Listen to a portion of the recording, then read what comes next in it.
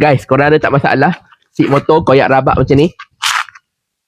So nak beli seat motor pun sekarang harga mahal juga zaman sekarang ni. So aku ada jumpa ni, barang ni dekat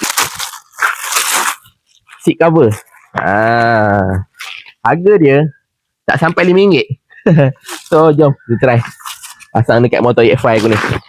Motor ni seat dia dah koyak rabak, bila hujan basah lah. So kita try lah sarung ni, barang ni. Harga pun murah guys. Okay, pasang macam ni.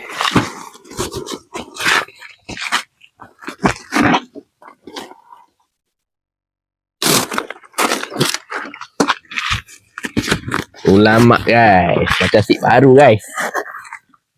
So bahagian belakang ni dia ada dia punya lock dia ni. So just pasang je lah, bagi dia kemas. Dan pasang ni sengit sikit, betul kan?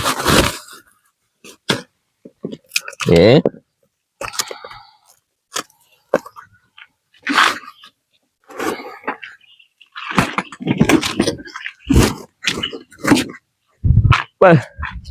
macam seat baru, cuma dia berlipat lagi ni kan.